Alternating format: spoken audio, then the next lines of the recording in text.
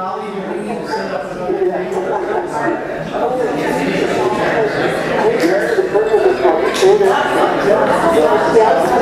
All right, we're really close. So, hello Tucson and Albuquerque. I'm going to bring Lauri up to do a welcome in just a second, but let me do some housekeeping things first. And then Lauri will do a welcome, and then I'm going to do an opening prayer, and then Noel's going to come up. Some housekeeping. This is a brand new building. It is still under construction, although pretty much everything down here is completed. Except we discovered that when you turn the lights on in here and run another piece of equipment, you blow the fuse. So I know that this seems a little dark, but you're going to have to get used to it today. We know we have to put a second circuit in. It's not in yet, and that will take care of the problem. The lights alone run about 90% of the amperage that this room has, so they're not the most efficient lights.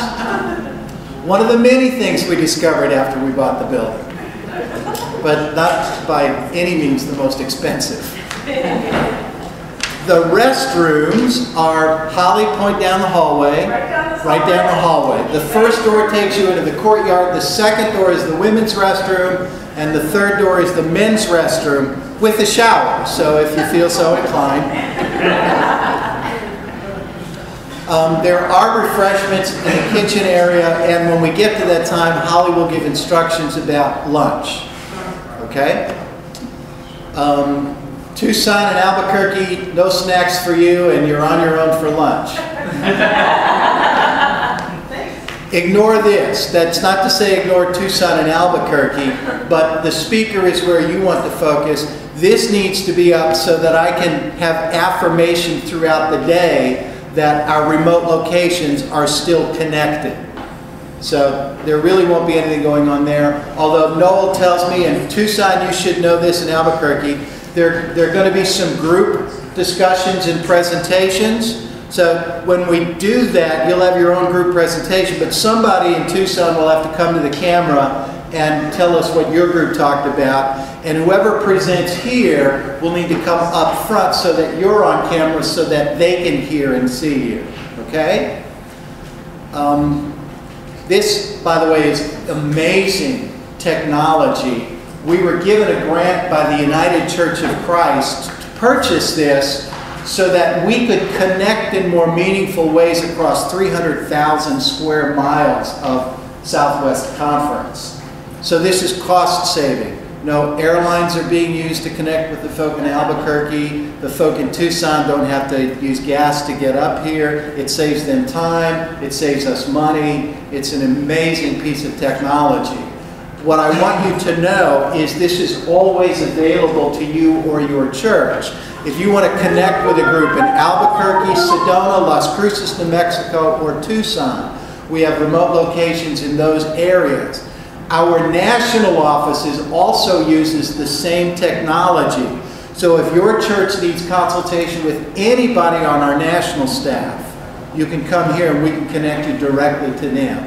Don't forget that. We bought this so that you could use that. So take full advantage of that. Holly, any other housekeeping things before we begin? I don't think so, but I'm here. Okay. And if I'm not here, I'm just down the hallway to the left. Come and find me and I'll try to leave whatever your need is. And I'll be in and out. There's some things I need to do down the hallway too, but I'll be in and out. If you need anything, let me know. Okay? Lauri? Did you want to open with a prayer? And I've got something I wanted. Yeah. All right. I want to do a couple of things as we open with prayer. First, I want to call for a moment of silence. One of the pillars and heroes of the Southwest Conference died this week. Butch Malott, and Michelle is here with us. Michelle, we've been lifting you up in prayer. We'll continue to do that. Butch I was elected as the conference minister at the annual meeting in Tucson. As soon as the meeting ended, Butch and Brent Smith took me and me to lunch. He was the first one to officially welcome me into the Southwest Conference. And there wasn't a moment beyond that where I knew that Butch was right there if I needed him. You never saw Butch doing what he did. He worked behind the scenes, smile never left his face, and whatever I or the conference asked of him, everything got dropped, and he was here. Butch was with us Monday, and it was apparent to me that Butch wasn't doing well. We've been given access to a radio station, and if you're listening to radiophoenix.org at 5:30 this afternoon, you'll hear me interviewing Vernon Meyer. As soon as we got that, I knew I had to call Butch, because Butch does these things. And I just got out of his way as he put everything together to produce our radio show, including identifying a young adult, Emery Grooms, that he had been mentoring. And Emery is a sound technician. Emery and Butch showed up as they had been for the past few Mondays, this last Monday, to tape 2 shows. Halfway through the taping, Butch was in here just asleep on that table over there, and he was weak. And he asked permission to go home. And I said, of course. I said, do you need me to drive you? And he says, no, I think I'll be okay. The next morning, I was getting texts from the hospital saying that Butch had turned septic, and just an hour or so later, Butch died. And I want to call for a moment of silence. Let's all be at prayer.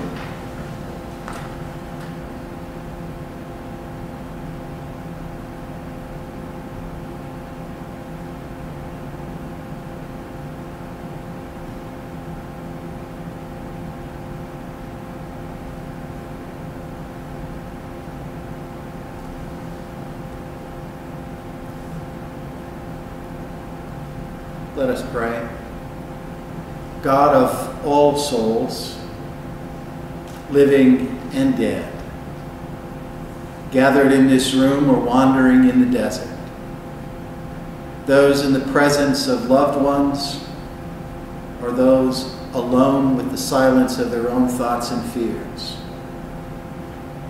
we humbly place ourselves this morning in your presence and invite your Spirit to move among us so that our hearts, our minds, our bodies will be open to those places that you would send us, to those people to whom you call us in service. We especially right now want to lift up Lauri, who has worked so hard to put this day together, and Noah, who has come a long way back home here with us in the Southwest to be our leader. Bless them. Bless all who have traveled to be here. Bless those in our remote locations who are connecting with us. And may your Spirit throughout abide. This is our humble prayer, and we offer it in your most holy name. Amen.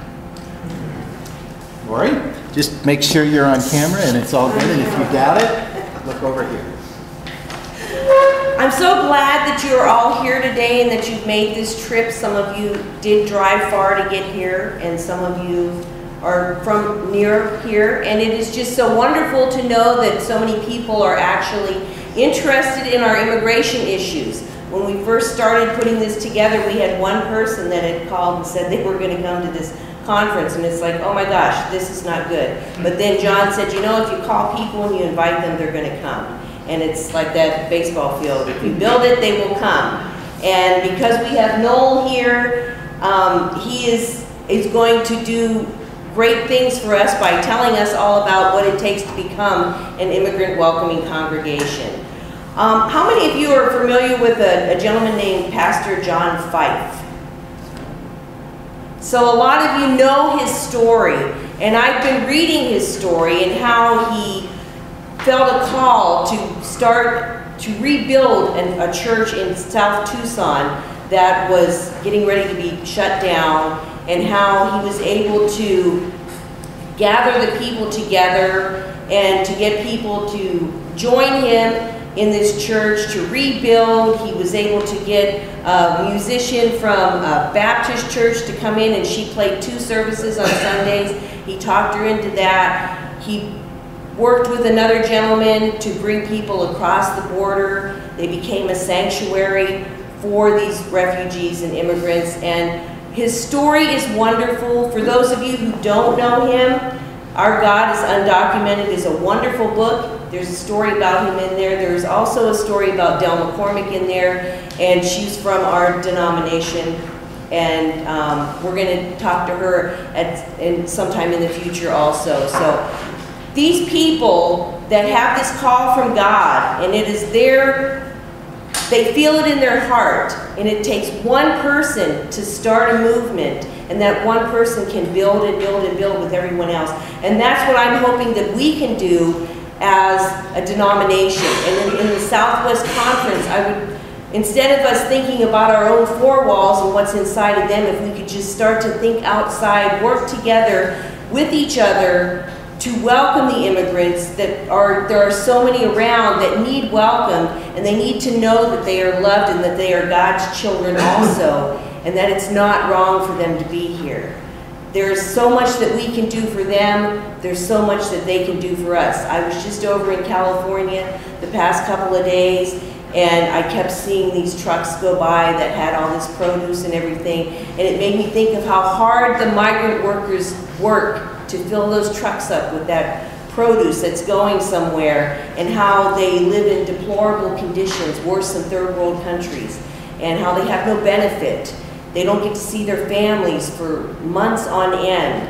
And we need to be there for people that are in these situations. We are part of the immigrant community. We came here and we were all undocumented. And we need to remember that, and we need to invite these people in, open our hearts to them, and let them know that they are loved. And I am so glad that Noel is here with Randy Mayer, and they're going to talk to us about that. And like I said, if you haven't read the story about John 5, please do so, because it's wonderful to know that one man can have such a calling and can do so much with it. So, Noel? Okay. Breaking chairs over here. I'm very excited to be with you all today, to be back in the home conference. And it's a really great group that has come together. Thank you, John and Lauri and the Justice and Witness team for making this happen. Why don't we get a little sense of who we have here? How many different congregations do we have in the room? And here we have Church of the Palms in Sun City. Church of the Palms. My friends are Unchurched. unchurched. All right, so we got Church of the Beatitudes. Church of the Beatitudes. Great. Who else do we have? First Congregational. Nice. Southampton. Southbound. West Congregational. Scottsdale Congregational. Great. So you may want to repeat these for the folks. Oh, good idea. Okay. I'm still getting used to the technology. First Congregational Tempe, First Congregational Tempe. All right. Not Your Mama's Church, Mesa. Not Yo Mama's Church. Oh. Church of the Red Rocks. Church of the Red Rocks. Rincon Congregational, Tucson. Rincon from Tucson. The Good Shepherd, UCC, and Sahuarita. We are from Good Shepherd. We are from the Marshall East United Church of Christ. We use the Desert Catholic Church in Mesa. Couldn't hear From it. Mesa. So the Marshallese United Church of Christ, and you are the Mesa Yes, we are UCC. the Desert Great. Heritage Church after their service. Wonderful. Thank you for coming today. Feels And then we have other congregations. Who else do we have? In New Mexico and... New Mexico dropped out. They didn't. Nobody showed up there, so Oh, find man. out who's in Tucson. Oh, Tucson. Who's in Tucson? Casa de Nobes? Casas Dobles and Oro Valley. Oro Valley. All right. Well, thank you for coming out. I hope you all can use the technology. You seem a little bit far away, but still with us. Well, it's wonderful that we've all come together, and I'm glad to see that you all are sitting in your congregations, because the training will have that sort of model where we'll want people in their congregations to be working together at the same table on some of the activities we'll be doing today. And so that's good work sort of already set up. And I will not be doing this training by myself. One of the reasons I guess I got recruited for this, right, is that, well, Reverend Randy Mayer is going to be helping out quite a bit. He's my mentor, and he's really, in my opinion, the real expert on especially the congregational education piece. So he'll be talking to us more about that process, that step-by-step process of how we do education, how we build towards having a congregation that is fully on board with working for immigrant justice. And Penny Pessel, who's in that church, and Esther as well, are here with us. So we have our little Good Shepherd entourage. Also, Danielle Rodriguez, I understand, is here, who's a member at First UCC, and who's also a founder of the Dream Act Coalition in Arizona, right? Is that right? And so he's going to be giving us, doing a little piece as well during the training, so we're very glad that he is there, here as well. But certainly I know I could not do this by myself. So, and one of the reasons I got recruited to help with this is because I'm now, as most of you know, working with Church World Service as the grassroots coordinator for immigrants' rights. So part of that, I work in the advocacy office underneath our immigration refugee program. And we have 36 different affiliates here in Phoenix one as well that do refugee resettlement and also legal services work. And so I do a lot of national coordination work with a lot of different denominations, but the UCC is closest to my heart. And we're also, so the immigrant welcoming congregation model, I'll get into in a minute, but I wanted to invite just a moment of reflection, continued reflection, and we have a reading that Esther is going to offer.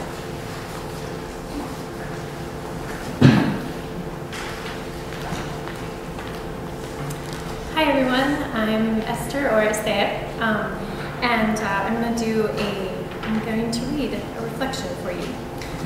We dare not feel at home in a world like this, where 1/3 live in scarcity, 2 ghettos, one rich, one poor. In such a world, we are refugees, dwelling on either side of a dividing wall, afraid to cross the boundary. Home happens when the walls come down and the ghettos are no more, and we are all brothers and sisters. Excerpt from The Way Home by Richard Wilcox. And now a scripture reading.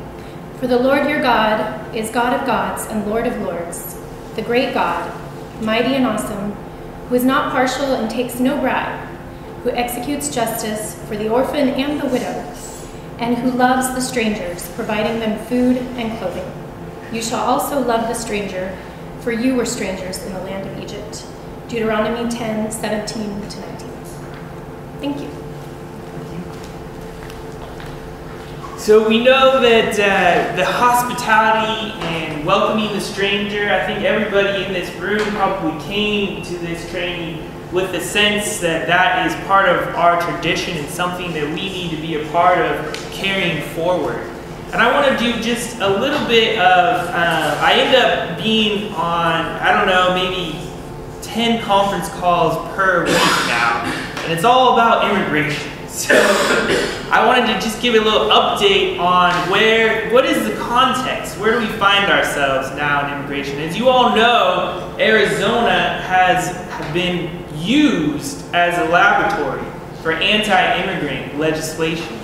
Not just starting with 1070, but also the voter ID law, the ID for benefits. You have to have an ID now for benefits, of course. The mandatory E-Verify, electronic verification, that every employer has to check the status, the documentation status of every employee they have. House Bill 2008, which made it so every social worker has to inquire about the status, even if the kids, even when we're talking about benefits for kids who are citizens, they ask the parents their citizenship status. And then we have Senate Bill 1070, right? We know as one of the harshest, or at the time, harshest anti-immigrant law ever to be passed that will lead to racial profiling, and that where police are mandatory, have to ask for the papers for anybody deemed reasonably suspicious. And how do we decide who is reasonably suspicious? This is the problem. And this has then been exported to all of these other states. So in 2011, it was proposed, a similar bill was proposed in 25 different states and passed in 5 states. South Carolina, Georgia, Indiana, Utah, and Alabama being the worst, where they even were checking parents' documentation status for kids registering for school. Because of the harboring and transferring piece, churches were starting to shut down their ESL programs and their Hispanic ministries programs. And this type of bill will soon come up in the state legislatures again in 2013. And I was down in Alabama and down in Mississippi, where we were able to kill a similar bill right before, after it passed the House, we were able to kill it in the Senate. And so in 2012, I'm happy to say there was no state-led anti-immigrant bill passed in 2012. So we're starting to feel as though the tide perhaps might be turning, especially with the deferred action for childhood arrivals. Meaning that DREAM Act youth, most of you know what the DREAM Act is, and if you don't, we'll have Danielle talk about it just at a couple hours here. But for the deferred action for childhood arrivals was an administrative program from the Department of Homeland Security, where they're able to now get temporary relief and a work permit if they came to the country 5 years ago, when they were under 16 and have graduated from high school. So the temperament might be changing, but we still see that Obama is deporting more than any other president in the United States through a program, 400,000 people per year, through a program known as Secure Communities, which is sort of not that different really than 1070, where there's collusion between local police and immigration enforcement. And where do we find ourselves as a denomination? How are mainline denominations faring as the demographic shift has been happening? We have a decision as people of faith, really, and we're seeing this decision across the country as we become more and more of a diverse, multicultural country. Do we choose to dig in our heels with what we've always known, with the comfort as white people being majority? Or are we willing to change our ways and accept new people into our congregations and create a space, a welcoming space for that? And that really is the question of our day in terms of the survival of our tradition and our faith, and being UCC leaders as progressives in the Christian community. It is important for us, especially in New Mexico and in Arizona, to be leaders on this issue, not only for our congregational strength and growth, but also because it's what we are called to do by our faith. And so that is the purpose of this training today, and that's why we're all here. Do you all have any more questions about that? Any questions about some of the policy stuff I brought up? Or? Yeah. Is the online voter registration? I keep hearing that it is legal and that it is done in Arizona, and I was not aware of that. Is that really true? That online voter registration is possible in Arizona? It is true. No, you'll yes. need to repeat the question. Yeah. Is online voter registration legal in Arizona? Yes, it is true, and I think that you might have to enter a driver's license number for the Arizona site, and then there was recently a federal court decided that if you register through a federal process that is not required to show citizenship for if you register on the federal site online. Does that make sense? Sort of, but in other words, it's a little bit complicated. If you don't have a driver's license. If you don't have a driver's license, you cannot register, or some sort of state ID, you cannot register through the state of Arizona, but you can register through the federal government registration process. And I'd have to get you the exact details on which, that decision just came down about a month ago, I believe. So the details, maybe you might know, Brandon. Do you want to say anything else about it? Yeah, actually, what the court said was that the state of Arizona has no right, the laws are granted by federal laws. And since federal law requires only a sworn statement that you're a United States citizen without further documents, Arizona has to accept registrations which are done through the federal process, even though they're done without an Arizona ID. Arizona's own state registration process can require ID, but we can't reject a federal one that did require it. Thanks for saying that a little clearer. I'm not a lawyer. Do we need to repeat that, or saying that, or do we need to, each of us who wants to ask a question or respond to something, need to come to where you are? That's an issue. I don't know. Can you all hear Brandon or not in Tucson? She's shaking her head now. Oh, okay. So, I mean, I don't know if I can repeat it very well, but essentially the court ruled that it preempted federal law for to require citizenship for federal law preempts state law. Yeah. I went to seminary, not law school. So. Where's the microphone? Okay, the question was. Back seat to your left. Hello, how about that? You want over by him. Talk to the camera. There you go. There you go. Okay, the question was, Arizona permits online registration for voting, but it requires a state-issued ID, and that state-issued ID requires proof of citizenship in order to obtain. There is a recent federal court decision that says Arizona can do that, but Arizona can't impose its own requirements on the federal process, and the federal process only requires a sworn statement of citizenship without ID.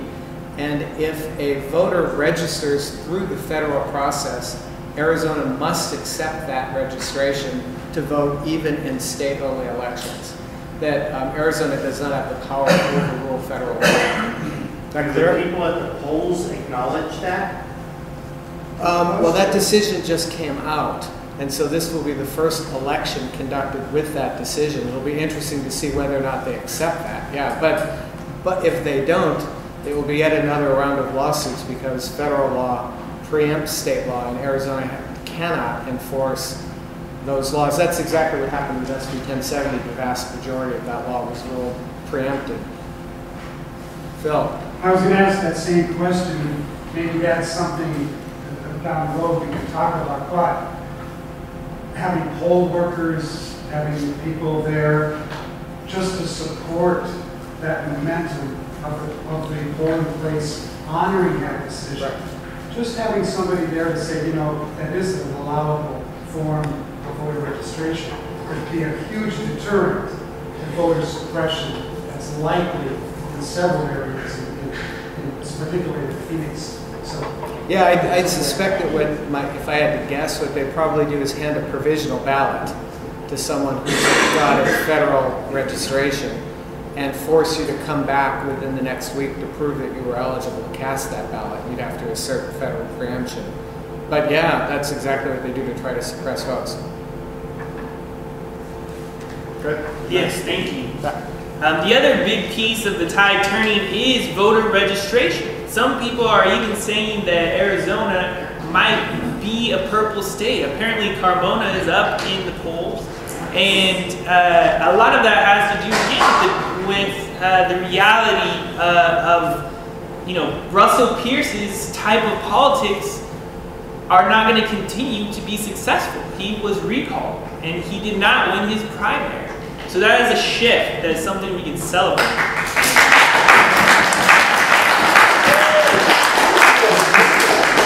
For those of you who might not know, Russell Pierce helped create 1070 and really pushed it forward. So from here, let's get in and let's get to going on the rest of the training. I don't want to spend too much time talking, but civic engagement is something if you really want to get involved with, you should talk to Phil Reller. And promoting the vote this election is going to be really important because the decision makers that we have in office have a lot to do with what kind of policies are made, and especially on immigration. So that is part of what the process of, so the first step is starting at the congregational level. And that's what we're going to be really talking about today. But I want you to know that at the end goal is also systemic change. What does it mean to move from sort of direct service focus to moving towards advocacy and towards systemic change where we build power and are able to influence the policies that should be and are becoming more so, God willing, inclusive, right? So with that, I want you all to we're going to look at the questions that are on your paper and really think about your story. What is your story? Where did your family come from? How did your family migrate here? My family migrated here in the 1880s. People from Norway, from Germany, from Ireland, all for similar reasons that people continue to migrate today, which is economic or freedom of religion, right? Or political freedom. The same reasons people still migrate, and the same reasons why the U.S. has one of the most progressive refugee policies in the world. So from there on, I grew up always moving around, always moving from place to place, understanding what it was like to be the new kid in school. And a lot of times the kids that ended up being my friends were the ones that were also sometimes outcast, kind of seen as new people as well, or as different or other. And when I went to Central America and Mexico, people were so friendly to me, so welcoming to me. The hospitality I found there was so strong. And I remember one day spending the day at the beach with the family, a new family I just met, and the grandma at one point looked at me in the eye and she said, "You see, when you come to our country, we treat you as one of our family. So why is it that when we come to your country, we're treated so poorly?"